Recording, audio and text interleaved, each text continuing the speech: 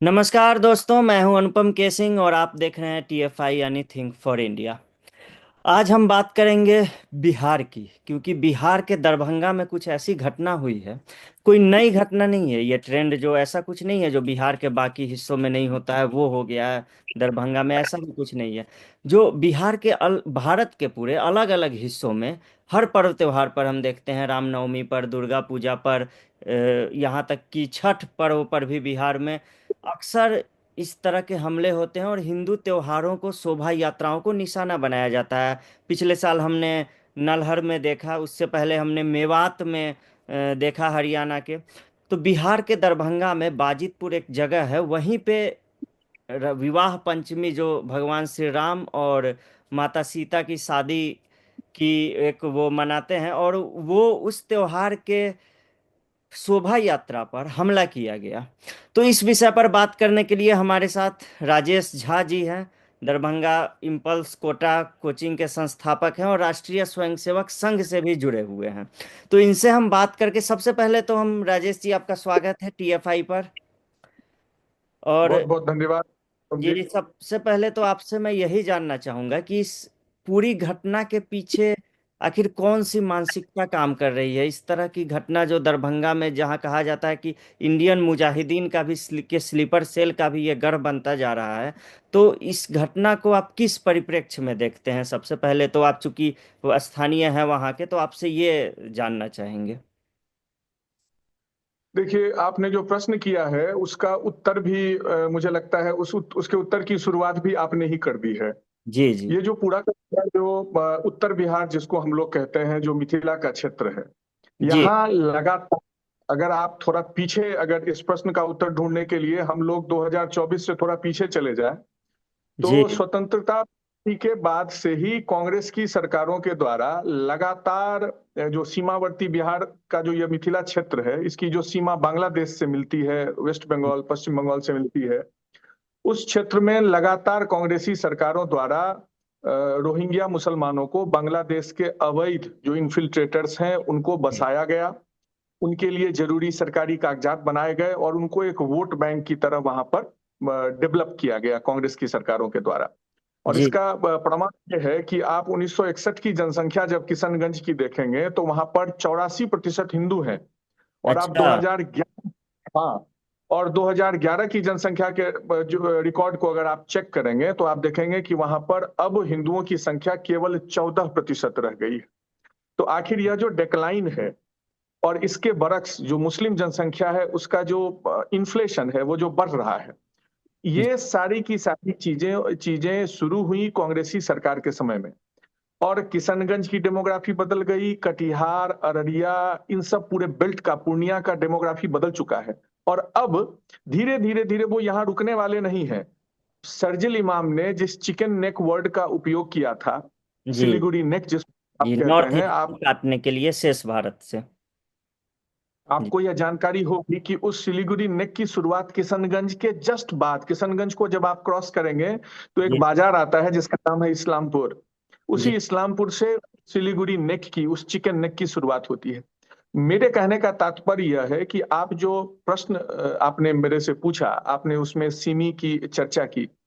वो पूरा का पूरा जो बॉर्डर का एरिया है, पूरा का पूरा जो बॉर्डर एरिया है, उस पूरे बॉर्डर एरिया में मेरे पास प्रमाण है कि पिछले 10 वर्षों में 32% की रफ्तार से, 32% की रफ्तार से मदरसों की संख्या बढ़ी है, मस्जिदों की संख्या बढ़ी है। पूरा का पूरा जो बॉर्डर है, उत्तर बिहार मिथिला का जो बॉर्डर बनता है, इंटरनेशनल बॉर्डर जो है, चाहे वो जी नेपाल की तरफ से हो चाहे वो वेस्ट बंगाल की तरफ से हो, तो उधर के क्षेत्र में किशनगंज कटिहार में तो अब वह इस पोजीशन में है कि वो सीधा हमला करेंगे, आप पर सीधा हमला करेंगे, इन द सेंस कि वहां के जो हिंदू लोग हैं, अगर आप वहां के किसी से चर्चा करेंगे तो उन्होंने जो अपना लोक व्यवहार है उसको तक बदल लिया है।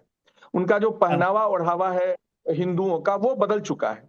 अब उनका टारगेट यह क्षेत्र है, यह क्षेत्र मतलब जो दरभंगा, मधुबनी, सहरसा, मधेपुरा, सुपौल वाला जो बेल्ट है, यह क्षेत्र है। जी और इस पूरे क्षेत्र के अगर केंद्र बिंदु के तौर पर अगर किसी जगह को आप देखते हैं तो वह जगह है दरभंगा। तो दरभंगा में जब सिमी का स्लीपर सेल मॉड्यूल यहां पर काम करता था, तो उस स्लीपर सेल मॉड्यूल लोगों को ऐसा लगा कि वह खत्म हो गया। लेकिन ये तो हमारे यहाँ दुर्गा सप्तशती में एक राक्षस की बात आती है ना, रक्त जी, बीज। रक्त बीज। तो ये तो रक्त बीज है ना। ये आप इन एक को साफ करेंगे तो दूसरा वहां पर पनप उठता है। आज दरभंगा की स्थिति यह है कि पूरे दरभंगा शहर और इसके आसपास के एकदम निकट के जितने भी स्ट्रेटेजिक लोकेशन हैं, उस जी स्ट्रेटेजिक लोकेशन को अगर आप देखेंगे तो वहां पर मुस्लिमों की जो जनसंख्या है वो अचानक से बहुत ज्यादा बढ़ गई है। और ये जो अचानक से बहुत ज्यादा बढ़ी है उसका भी एक पॉइंट मैं आपको बताता हूं। दो पॉइंट, अगर आप समय देंगे तो मैं दो पॉइंट आपको जी जी बताऊंगा। आप, जी जी आप बताइए। ये है कि पिछला जो मुखिया इलेक्शन हुआ था यहाँ पर, जो ये पंचायत पंचायत की चुनाव। त्रिस्तरीय पंचायत व्यवस्था है, उस त्रिस्तरीय पंचायत व्यवस्था में जस्ट दरभंगा के बाहर एक जगह है केवटी। जी केवटी एक विधानसभा भी होता है बिहार जी जी, हाँ हाँ, असेंबली में। केवटी विधानसभा। केवटी में एक मुस्लिम महिला चुनाव जीत गई मुखिया की। और मुखिया का चुनाव जीतने के बाद जब उसकी चर्चा हुई और उसके पीछे थोड़ा काम किया गया तो पता चला कि ये तो नेपाल की नागरिकता है इसके पास। मतलब नेपाल की नागरिकता से वो भारत आती है, भारत में विवाह करती है और विवाह करने के बाद मुखिया का चुनाव जीत जाती है। जबकि प्रावधान यह है कि आप दूसरे देश की नागरिकता रखकर चुनाव नहीं जीत सकते हैं। और आपको जानकर हैरानी होगी कि जो हिंदूवादी समूह है जब उसके पीछे लगे तो आज वह जो मुखिया जो जीत गई थी महिला, उसके जी, चुनाव को निरस्त कर दिया गया। तो आप अच्छा। समझिए कि कॉन्स्पिरेसी कितना बड़ा है, नंबर एक। और नंबर दो, ये जो पूरा का पूरा बेल्ट है, इस पूरे बेल्ट में आप स्ट्रेटेजिक लोकेशंस की जितनी जगह देखेंगे उन सब जगहों पर अगर आप मतदाता सूची को ध्यान में रखेंगे। जैसे मैं आज 42 साल का आदमी हूं, तो मैंने पहली बार 18 वर्ष में मैं आया हूँगा चुनाव सूची में, जी मतदाता सूची में। जी, अगर कोई वैधानिकता को चेक करे तो मैं 18 वर्ष से लेकर इस 42 वर्ष तक की जो मेरी यात्रा है, इस जी। पूरी यात्रा में मतदाता सूची में मेरा नाम रहा होगा। हाँ, 24 सालों तक लेकिन जब जब सूची आई होगी आपका नाम आया होगा, विधानसभा, लोकसभा, पंचायत चुनाव। लेकिन आपको जानकर हैरानी होगी कि अगर तरीके से मतदाता सूची का अगर अंकेक्षण करवाया जाए तो कई सारे आपको मुस्लिम मतदाता ऐसे मिलेंगे जो पिछले चुनाव में नहीं थे, मतदाता सूची में नहीं थे, इस बार आ गए। जी ये मैजिक कैसे हो? जो ये मैजिक ये इस बात को साबित करता है कि इस पूरे क्षेत्र की जो डेमोग्राफी बदल रही है, वह डेमोग्राफी अनायास नहीं हो रही है, वो एक षड्यंत्र है, सायास। वो एक स्ट्रेटजी के साथ इस क्षेत्र की डेमोग्राफी को बदल रहे हैं, क्योंकि भारत विरोधी जो मानसिकता है, जो वो डीप स्टेट है, जो ग्लोबल मार्केट फोर्सेज है, जो रेडिकल इस्लाम है, जो इवेंजलिस्ट चर्च है, वह यह मानता है कि भारत का अगला अगर विखंडन हम कहीं करेंगे तो वह सबसे ज्यादा उसके लिए जो उनको लगता है जो नाजुक जो क्षेत्र है, वह क्षेत्र यही है जहां से मैं जी आपसे बात कर रहा हूं। इसीलिए आप देखेंगे कि चाहे रामनवमी का जुलूस हो, पिछले वर्ष रामनवमी के जुलूस के दिन हमारे यहाँ महादलित परिवार के एक डेड बॉडी को जलती हुई चिता से उठाकर फेंक दिया गया मुसलमानों के द्वारा। रामनवमी की यात्रा पर पत्थरबाजी हो रही है। आप देखेंगे, पिछले ही वर्ष की घटना मैं बता रहा हूँ, सरस्वती प्रतिमा का जब विसर्जन हो रहा था उसके चलिए ऊपर हम। में पथराव हुआ, भेरी में हुआ, सकरी में हुआ। और कल की घटना है, कल यहाँ बगल में दरभंगा शहर में एक जगह आता है किला घाट। इसका भी इतिहास मैं आपको बता दूं कि पहली बार 1376 ईस्वी में पहली मस्जिद की स्थापना मिथिला क्षेत्र में हुई थी। और वह मस्जिद उसी किला घाट में जिस जगह की अच्छा। घटना हुई है वहीं पर पहली बार वो मस्जिद बनी थी। वो पूरा मुस्लिम बहुल क्षेत्र है। और उस मुस्लिम बहुल क्षेत्र किला घाट के बगल में बाजितपुर तरौनी एक जगह है, और वहां विवाह पंचमी के शुभ अवसर पर राम बारात निकल रही थी। और उस राम बारात पर मस्जिद के सामने रोक कर मस्जिद और उसके अगल बगल के घरों के ऊपर से पत्थर बरसाने शुरू हो गए। कल 8:30 बजे रात की यह घटना है, 8:30-9 बजे। थोड़ा माहौल तो थोड़ी देर तक बड़ा टेंस रहा, लेकिन अभी अब ये खबर है कि सब कुछ व्यवस्थित है। लेकिन प्रश्न यह नहीं है कि अब सब कुछ व्यवस्थित है। प्रश्न यह है कि जिस मिथिला क्षेत्र में 1376 से पूर्व, यह मैं पूरे होशो हवास में आपसे बात कर रहा हूं मैं, जी कि अगर एक भी कोई मुसलमान 1376 ईस्वी से पूर्व का कोई भी कागज दिखा दे, डॉक्यूमेंट दिखा दे, वैसे वो दिखाएंगे नहीं, उनको जब सरकारी सुविधा लेनी होगी तभी वो डॉक्यूमेंट दिखाएंगे, अदरवाइज नहीं दिखाएंगे। लेकिन 1376 ईस्वी से पूर्व का एक भी मुस्लिम व्यक्ति आप मुझे नहीं दिखा सकते हैं जो इस क्षेत्र का रहने वाला है। तो 1376 से 2024, इन करीब करीब 1100 वर्षों में यहाँ की डेमोग्राफी, यहाँ का पॉपुलेशन डेंसिटी इस तरीके से बदल चुका है कि अब वो इस पोजीशन में है जिस पोजीशन में वो करीब करीब अभी आपके साथ छापामार युद्ध कर रहे हैं। लेकिन उनकी संख्या जिस तरीके से बढ़ रही है, और बांग्लादेश के रोहिंग्या मुसलमान इस संख्या को बढ़ाने में जिस तरीके से एक इंस्ट्रूमेंट के तौर पर उपयोगी उनके लिए साबित हो रहे हैं, आने वाले वर्षों में स्थिति और भी गंभीर होती चली जाएगी। जी। तो आपने एक बहुत ही बड़ी बात बताई कि जैसे झारखंड में हम इस ट्रेंड को देखते हैं, और झारखंड में अभी के विधानसभा चुनाव में हमने काफी सही तरीके से देखा कि कैसे जो साइलेंट वोटर थे, जनजातीय समाज में भी ऐसे लोग जो कन्वर्ट हो चुके थे और जो क्रिश्चियन बन गए थे, उन्होंने अपना मुंह नहीं खोला चुनाव तक। और चुनाव के समय जिस जनजातीय वोटर को भाजपा अपना मानकर चल रही थी, उन्हें लग रहा था कि हम एकलव्य स्कूल लेकर आए हैं, हमने राष्ट्रपति उस समाज से बनाया है। बिरसा मुंडा की जो वो जयंती है, उसके उपलक्ष्य में साल भर के कार्यक्रम तय किए गए। और प्रधानमंत्री नरेंद्र मोदी कई बार जनजातीय समाज की बात भी करते रहते हैं, तो उन्हें लगा कि ये हमारे वोटर हैं। लेकिन उनमें जो ईसाइयत का प्रभाव आ गया है, जो इस्लाम का प्रभाव आ गया है, दोहरी मार झारखंड एक तरीके से झेल रहा है। तो उसका खामियाजा भाजपा को चुनाव में भुगतना पड़ा, और ये चुनाव जो माना जा रहा था कि बीजेपी जीत जाएगी, वो हार गई। वहां कई जमाई टोले बस गए हैं। तो आपका ये कहना है कि बिहार में भी इसी तरह की कोशिशें जो है तमाम गांवों में वो हो रही हैं। लेकिन दरभंगा की अगर हम बात करें, स्पेसिफिक दरभंगा मधुबनी वाला जो इलाका है, और जहाँ एक अलग मिथिला राज्य की भी मांग चलती है, और हाल ही में बिहार की पूर्व मुख्यमंत्री हैं राबड़ी देवी जी, उन्होंने भी कहा कि अलग मिथिला राज्य जो है वो बनना चाहिए। तो राजद अगर किसी अभियान का समर्थन करे, और वो भी राजद का प्रथम परिवार अगर किसी अभियान का, किसी मूवमेंट का इतना खुलकर अगर समर्थन करे, तो इसके पीछे कोई मोटिव देखते हैं आप? इसके पीछे क्या मंशा हो सकती है? और इस मिथिला राज्य और ये डेमोग्राफी चेंज, इन दोनों, ये दोनों को आप कैसे जोड़ के देखते हैं? देखिए, बड़ा महत्वपूर्ण आपने प्रश्न किया है। महत्वपूर्ण प्रश्न इसलिए किया क्योंकि जब से हम लोगों ने सामाजिक राजनीतिक जीवन को जीना शुरू किया, तो जी। उसकी शुरुआत हम लोग मिथिला राज्य आंदोलन से ही करी थी। अच्छा। और एक संगठन मिथिला राज्य निर्माण सेना, जी। MRNS, जो सड़क सड़क पर अगर मिथिला राज्य के लिए किसी संगठन ने सबसे ज्यादा काम किया तो वो MRNS ने किया, मिथिला राज्य निर्माण सेना ने किया। और मैं उसी संगठन से जुड़ा हुआ हूँ। अच्छा। लेकिन मैं आपको एक बात बताता हूँ। आपका जो प्रश्न है बड़ा गंभीर प्रश्न है, जी जी, और इस आप प्रश्न के खुलकर इस पर हर पहलू को आप टच कीजिए। जी जी, कोई जी, दिक्कत। पहली बात तो ये है कि जब आप अगर इसको शुरुआत में जब आप मिथिला राज्य आंदोलन की अगर बात करेंगे तो पहली बार मिथिला राज्य की मांग 1905 ईस्वी में हुई थी। जी तो उस वक्त तो मांग बड़ी जायज रही होगी। क्यों? क्योंकि जिस तरीके से भारत में, भारत देश में, भारत जो राज्यों का एक संघ है, इस संघ में राज्य का निर्माण जिन आधारों पर हुआ करता था उसके लिए मिथिला जिन सारे आधार को फुलफिल किया करती थी, यह क्षेत्र पूरा किया करता था। लेकिन मैं उसको, आप अभी अगर 2024 की स्थिति में देखता हूं तो मैं आपको यह कहना चाहूंगा कि मिथिला राज्य तो बनना चाहिए, निश्चित बनना चाहिए। क्योंकि सांस्कृतिक एकीकरण जो भारत का है उसमें बिहार शब्द तो बड़ा फिर मैं आपको एक ऐतिहासिक जानकारी दे दूं कि 1556 में जब अकबर पहली बार मुगल सत्ता जिसके हाथ में आई, जी। तो 1556 और 1570, 1570 तक गंगा के दक्षिण का जो भाग है उसको सूबाए बहार कहा जाता था।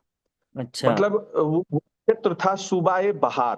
और ये क्षेत्र तो मिथिला ही, उस वक्त भी मिथिला कहा जाता था इस क्षेत्र को। लेकिन टैक्स कलेक्शन के लिए जब दिक्कत हुआ करती थी अकबर के समय में, तो अकबर 1570 ईस्वी में उसने गंगा के उत्तर और दक्षिण, मतलब सूबाए बहार और सूबाए मिथिला, सूबाए तिरहुत, इन दोनों को मिलाकर उसने एक बिहार बना दिया। जी 70 से पूर्व यह जो क्षेत्र है वो ऑलरेडी ऑटोनोमस वाली कंडीशन में था, राज्य जिसको आज आप कहते हैं। तो इसलिए सांस्कृतिक रूप से और भारत के संविधान में जितने प्रावधान बने हैं किसी राज्य के निर्माण के लिए, उन सब सारे आधारों को यह क्षेत्र फुलफिल करता है। इसलिए मिथिला राज्य बनना चाहिए। लेकिन लेकिन उससे बड़ा प्रश्न अब है, वह प्रश्न है यहाँ की डेमोग्राफी। यहाँ की डेमोग्राफी जिस तरीके से बदल चुकी है, किस खतरनाक स्तर पर बदल चुकी है, उसका एक छोटा उदाहरण आप 2020 का चुनाव देखिए विधानसभा का, कि हैदराबाद का एक व्यक्ति, असदुद्दीन ओवैसी नाम का एक व्यक्ति व्यक्ति एआईएमआईएम वाली पार्टी जब अचानक से बिहार में लॉन्च करती है, तो वो कहाँ कहाँ लॉन्च करती है? इसी मिथिला के सुदूर पूर्वी क्षेत्र किशनगंज वाले बेल्ट में, और वहां से 5 सीट जीत जाती है। और ओवैसी कितनी के हैरानी इलाके की। में काफी भीड़ भी जुट रही थी, मिथिला क्षेत्र में जो उनकी रैलियां हुई है उसमें बहुत भीड़ थी, और युवा, मुस्लिम युवा बड़ी संख्या में वहां पे देख रहा था मैं। सबने देखा। मैं वही कह रहा हूं आपको कि असदुद्दीन ओवैसी का अचानक से हैदराबाद से सीधा जी। बिहार आना, बिहार में मिथिला क्षेत्र में आना, मिथिला क्षेत्र में सुदूर पूर्वी भाग जहां की डेमोग्राफी मैंने आपको बताया 1961 से 2011 के बीच में कैसे बदल चुकी है, और वहां जी। 5 सीटें जीत।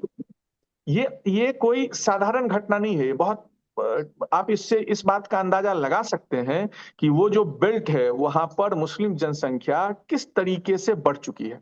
और आज हालत ये है कि ये जो पूरा का पूरा मिथिला क्षेत्र है, जिसको हम लोग मिथिला कहते हैं, जॉर्ज अब्राहम ग्रियर्सन ने जो एक पुस्तक लिखी थी, लिंग्विस्टिक सर्वे ऑफ इंडिया, उस जी। लिंग्विस्टिक सर्वे ऑफ इंडिया में जितनी दूर के क्षेत्र को उसने मिथिला कहा था, उस क्षेत्र में स्थिति ये है कि करीब 50 से 60 विधानसभा ऐसे हैं जहां मुस्लिम वोट इस संख्या में बढ़ चुके हैं कि उनके ही आधार पर वहां के चुनाव के परिणाम आएंगे।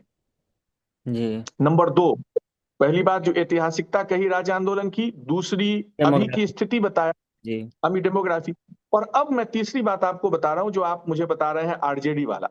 पहली बात तो ये देखिए कि आज के समय में आरजेडी का मतलब है तेजस्वी यादव। आज के समय में आरजेडी का मतलब राबड़ी देवी नहीं है। और मुझे तो यह कहने में भी गुरेज नहीं है कि कभी भी आरजेडी का मतलब राबड़ी देवी नहीं थी। रहा ही नहीं। आरजेडी का मतलब एक समय में लालू यादव हुआ करते थे, और अब के समय में तेजस्वी यादव हैं। जी। और ना तो लालू यादव ने कभी मिथिला राज्य आंदोलन की बात की है, ना तेजस्वी यादव ने कभी मिथिला राज्य आंदोलन की बात की है। तेजस्वी यादव ने तो अभी 3 महीने पहले जब वो दरभंगा आए थे तो उन्होंने मिथिला डेवलपमेंटल काउंसिल की बात की, कि अगर हम सत्ता में आएंगे तो हम मिथिला डेवलपमेंटल काउंसिल बनाएंगे। लेकिन देखिए कितनी बड़ी, मतलब किस तरीके के वो लोग हैं कि उनकी नजर में मिथिला डेवलपमेंटल काउंसिल का मतलब है केवल दरभंगा और मधुबनी। इसका मतलब क्या है? उन्हीं की पार्टी के एक कभी के नेता हुआ करते थे तस्लीमुद्दीन, जी। जिस तस्लीमुद्दीन ने सबसे पहली बार सीमांचल शब्द का प्रयोग किया था। मिथिला में बीच से कोसी बहती है, कोसी के पूर्व का जो भाग है, जी, अररिया किशनगंज से किशनगंज का, लगता हुआ इलाका जो है। उस एरिया को वो सीमांचल कहते हैं। तो उनको ऐसा लगा कि तेजस्वी यादव को कि उनकी दृष्टि में मिथिला का मतलब केवल दरभंगा मधुबनी वाला बेल्ट है। और दरभंगा मधुबनी वाला बेल्ट इतना इंपॉर्टेंट क्यों हो गया? 2024 के लोकसभा चुनाव परिणाम को आप देखिए, या 2020 के विधानसभा चुनाव परिणाम को आप देखिए। आज अगर बिहार में नीतीश कुमार के नेतृत्व में एनडीए की सरकार है, तो वह दरभंगा मधुबनी के कारण है। 20 विधानसभा में 18 विधानसभा एनडीए को मिला हुआ है, जबकि डिफरेंस कितने जी। का है पक्ष और विपक्ष का? केवल मुश्किल से 5 से 7 सीटों का। और जी। अगर आप वोट की संख्या की बात करेंगे तो 2020 में तब के एनडीए और तब के विपक्ष महागठबंधन के बीच में वोटों का जो डिफरेंस है वो 12,672, 12,672, केवल 12,672 वोट का डिफरेंस है। हम्म। इतना कम मिथिला में दरभंगा मधुबनी क्षेत्र का एनडीए की तरफ झुकाव लगातार, चाहे वो विधानसभा का हो, अभी 2024 का लोकसभा चुनाव आप देख लीजिए। जी। बिहार में जो मगध वाला बेल्ट है, जो भोजपुर वाला बेल्ट है, उसमें तो महागठबंधन आगे है। जी। 40 में जो सीटें हैं महागठबंधन की, वो 10 में से मैक्सिमम 80-90% सीट तो उस क्षेत्र का है। जी। आज अगर केंद्र में एनडीए की सरकार है, बिहार में एनडीए की सरकार है, तो उसमें बहुत बड़ा रोल प्ले किया है किसने? मिथिला ने। अब आरजेडी वाला जो आप प्रश्न पूछ रहे हैं, जिसकी चर्चा सोशल मीडिया पर हो रही है, अब उसका एक्यूट आंसर समझिए। मेरी दृष्टि में मैं क्या सोचता हूं, उनका जो कैडर वोट है वो है यादव और मुस्लिम। और यादव में भी लोकसभा चुनाव के समय में बाइफरकेशन दिखता है। जी। यादव में एक मोदी फैक्टर के ऐसा कारण यादव वोटर भी टूटते हैं। दिखते हैं, यादव समूह में एक सेगमेंट ऐसा है जो खुद को हिंदू बनाकर वोट करता है लोकसभा चुनाव में। जी लेकिन वही वोट विधानसभा चुनाव में फिर यादव बनकर वोट करने लगता है, किसके साथ? मुस्लिम के साथ मिलकर। तो जी जो एम वाई सलमान यादव का जो कैडर है आरजेडी के पक्ष में, लगातार चुनावों में एम वाई ने साथ दिया आरजेडी का, लेकिन फिर भी आरजेडी सत्ता से दूर रही। कितनी दूर रही? तो सीटों की संख्या में देखेंगे तो मुश्किल से 10 सीट, और हम्म, वोटों की संख्या में देखेंगे तो 12,672। तो अब आरजेडी के मन में एक प्रश्न चल रहा है, तेजस्वी यादव के मन में चल रहा होगा, उनके जो पॉलिटिकल एडवाइजर राज्यसभा सांसद संजय यादव हैं, हो सकता है उनके मन में चल रहा हो, या और जो आरजेडी के लीडर हो इस क्षेत्र के, उनके मन में चल रहा हो कि अगर मिथिला क्षेत्र में यह जो एक मांग चल रही है, कौन सी मांग? मिथिला राज्य हाँ जी, आंदोलन की मांग। उनको लगता है कि अगर हम इसको वो लिटमस टेस्ट की तरह देख रहे हैं कि इसके बारे में राबड़ी देवी से एक स्टेटमेंट मान लीजिए गलती से ही चला गया, कटाक्ष के तौर पर ही चला गया, वो उतनी गंभीर तरीके से उन्होंने कभी आगे बढ़कर कभी भी राबड़ी देवी ने भी मिथिला राज्य के मुद्दे पर नहीं बोला है। इस राज्य आंदोलन से संबंधित अन्य मुद्दों पर जब चर्चा हो रही है, उसमें उन्होंने एक राइडर की तरह ये वर्ड जोड़ा है। जी उनकी तरफ से इस मुद्दे को कभी नहीं उठाया गया। ये सिर्फ थाह तो लगा रहे आप हैं कि पानी कितना अस्थिर है और कितना हलचल है। एग्जैक्ट मैं वही कहना चाह रहा हूं कि उनको ये लग रहा है कि एमओआई के वोट में अगर हम थोड़ा सा कोई और वोट जोड़ पाएंगे, तो और जो यहाँ पर जातीय समीकरण है, जो गोलबंदी है, उसको तोड़ना उनको मुश्किल लगता है। अति पिछड़ों की गोलबंदी नीतीश कुमार के पक्ष में लालू यादव का जो यादवी राजनीति था उसी के विरोध में हुआ है, तो उनको जी लगता है वो तोड़ना मुश्किल है। हरिजन वाला जो बेल्ट है, उस हरिजन वाले बेल्ट में भी चिराग पासवान या और जो दूसरे जो जीतन राम मांझी है, उनकी उपस्थिति एनडीए को मजबूत कर देती है। तो जी ऐसा उनकी समझ में ऐसा आता है, आरजेडी नेतृत्व के समझ में, कि थोड़ा इस पानी की थाह देखें। अगर मिथिला राज आंदोलन के संबंध में कुछ अगर स्टेटमेंट हम दे देंगे, जैसा तेजस्वी ने मिथिला डेवलपमेंटल काउंसिल के संदर्भ में कहा, तो उनको लगता है कि थोड़ा बहुत वोट हो सकता है टूटे, क्योंकि एक सेंटिमेंटल है। मैं ही जब इसको सुनूंगा तो मेरा दिमाग दो तरीके से सोचना शुरू कर देगा। तो मेरे जैसे तो और भी बहुत सारे लोग हैं इस क्षेत्र में जो ऐसा सोच सकते हैं।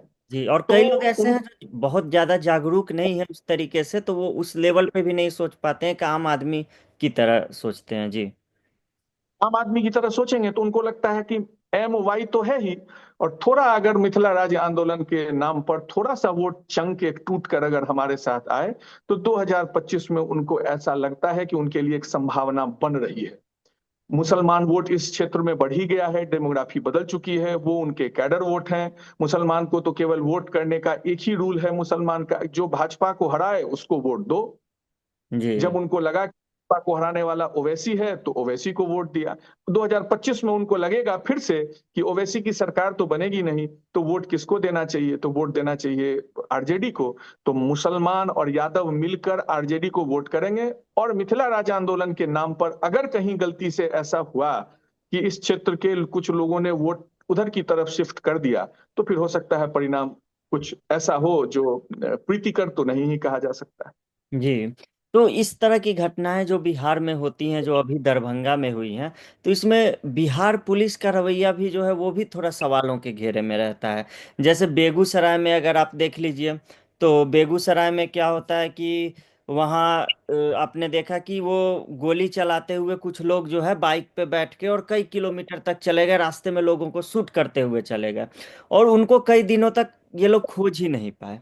वहीं दूसरी तरफ क्या होता है, कोई यूट्यूबर होता है मनीष कश्यप नाम का, उनके पीछे ये ऐसे पड़ते हैं कि कोई विंग लग के संपत्ति जब्त कर लेती है, कोई विंग लग के खाते सीज कर लेते हैं, कोई गिरफ्तार करके ले जाता है। तो ये बिहार पुलिस का आप क्या देखते हैं, ऐसे ऐसी घटनाओं के बाद किस तरीके का रवैया रहता है? देखिए, ऐसा है कि पुलिस के रवैये पर कुछ कहना उससे बेहतर आप इसको मेरे हिसाब से, जिस जैसी सत्ता रहती है, सत्ता का जो पावर सेंटर का जो थॉट प्रोसेस होता है, वो जी कहीं जी ना कहीं धीरे धीरे फिल्टर करके पुलिस पर भी चला आता है। ऐसा होना नहीं चाहिए। मेरा जी ये मानना है कि एक अलग व्यवस्था है, पुलिस को इन सबों से मुक्त रहना चाहिए। लेकिन अब लोकतंत्र की जो कुछ खामियां हैं, उन खामियों में ही अगर आप इसको मान लें, इसको गिन लें, तो जी सत्ता पक्ष का उसकी जो सोच रहती है वही सोच पुलिस के भी कार्यप्रणाली में दिखती है। आपने तो मनीष देखिए, कश्यप की जो एनडीए की बात। सरकार है बिहार में, नीतीश कुमार है, भाजपा है, हिंदूवादी नेता है भाजपा में, बड़े बड़े गिरिराज सिंह से लेके ये सारे, तब भी इस तरह की स्थिति जो है वो बनती है। हाँ, मैं वही कह रहा हूँ आपको कि मनीष कश्यप का जो आपने उदाहरण लिया, उस वक्त आपको याद होगा कि महागठबंधन के साथ चले गए थे नीतीश कुमार, उस वक्त की ये घटना है। हाँ, ये है अलग बात कि नीतीश कुमार अब उतने एक्टिव नहीं हैं जैसे एक्टिव कभी वो हुआ करते थे। भले वो बिहार के मुख्यमंत्री हैं, उनके प्रति सम्मान है, लेकिन नीतीश कुमार अब अपनी उस जोनर में नहीं है जिस जोनर के लिए कभी नीतीश कुमार जाने जाते थे। इसलिए मुझे ऐसा लगता है कि अभी के समय में पुलिस प्रशासन इन सब चीजों को इस तरीके से देखेगी जैसा वो जब नीतीश कुमार तेजस्वी यादव के साथ थे तब देखा करती थी। मुझे ऐसा नहीं लगता, लेकिन फिर भी पुलिस को ऐसा लगता है कि चूंकि पुलिस का मुख्य जो काम है वह मुख्य काम है व्यवस्था बनाए रखना, जी। लॉ एंड शासन व्यवस्था अच्छे से चले, लॉ एंड ऑर्डर विधि व्यवस्था ठीक से रहे, उसका यही केवल एक इंटरेस्ट रहता है। तो और उनके ऊपर दबाव भी रहता है कि अगर कहीं पर कोई विधि व्यवस्था बदलती है तो, या विधि व्यवस्था में किसी तरीके का कोई अचानक से कोई घटना घट जाने से डर रहता है वालों उनको के कि घेरे में अगर वही सबसे पहले आएंगे। पहले तो वही नपेंगे। हैं? जैसे मान लीजिए कल ही की घटना है, अब कल की घटना हुई है दरभंगा में, उसको लेकर सोशल मीडिया पर कई तरीके की बातें लिखी जा रही हैं। तो जी। उसमें बहुत सारे ऐसे लोग हैं, बहुत सारे ऐसे लोग हैं जो सच्चाई को अगर सही तरीके से फेसबुक पर या सोशल मीडिया के अन्य अभिकरणों पर, उपकरणों पर, माध्यमों पर लिख रहे होंगे, तो उनको पुलिस उनके पीछे थोड़ी एक्टिव लगेगी कि कम से कम इनको चुप कराया जाए, जिससे कि उनको उनकी बातों में आकर कहीं व्यवस्था दूसरे तरीके की ना हो जाए। मैं आपके प्रश्न को थोड़ा थोड़ा सा अलग बदलता हूं। जी मेरा जी ये जी। कहना है को पुलिस के निगाह से मत देखिए, इसको तो राजनीतिक सत्ता की दृष्टि से देखा हम्म। जाना चाहिए। जो पुलिस के भी यह जो है। पद है जो पुलिस को गाइड करती है, नियंत्रित नियमित करती है, यहाँ जितनी भी घटनाएं घट रही हैं, मैं आपको कितनी बातें बताऊं। आप जिसको दिल्ली से जिस लेवल पर देख रहे हैं उससे ज्यादा नीचे के लेवल पर इन्फिल्ट्रेशन पहुंच चुका है, डेमोग्राफी का चेंज पहुंच चुका है। अब जैसे अब यहाँ पर आप देखेंगे हमारे गांव घरों में जो अलग अलग समय में जैसे मुंडन होता है, उपनयन होता है, शादी विवाह है, दुर्गा पूजा है या और दूसरी पूजाएं होती हैं। पहले मैं जब छोटा था तो मैं देखता था वहां पर कीर्तन हुआ करता था, राम की झांकी निकाली जाती थी, रामलीला का मंचन होता था, नाटकों का मंचन होता था। इन सब सारी जगहों को हटाकर अब आप देख लीजिए, अगर 100 पूजा साल में किसी जगह पर किसी क्षेत्र में होती है, उसमें 99 जगहों पर महिलाएं नाचती रहती हैं। और आप इसको मेंस्ट्रुअल फीलिंग से मत देखिए, आप उसको मतलब जो पुरुषवादी दृष्टि है उससे मत देखिए। ये आप इसको इसके पीछे संस्कृति के ह्रास के रूप में एक आप देख रहे हैं उसको। इसको सांस्कृतिक ह्रास के साथ भी मत देखिए, मैं यही कहना चाह रहा हूं। जी। यह भी इस्लामी सोच का नतीजा है। वो अच्छा। सारी महिलाएं जो आपको स्टेज पर नाचते हुए दिखती हैं, आप उनसे बात करेंगे वो सारी बंगाली बोलती रहती हैं। आप अच्छा। उनको पूछेंगे कि आप घर कहाँ है, तो वो घर कहेंगी मालदा। लेकिन अगर ठीक से उनको चेक करेंगे तो वो सारे के सारे बांग्लादेश के मुसलमान हैं।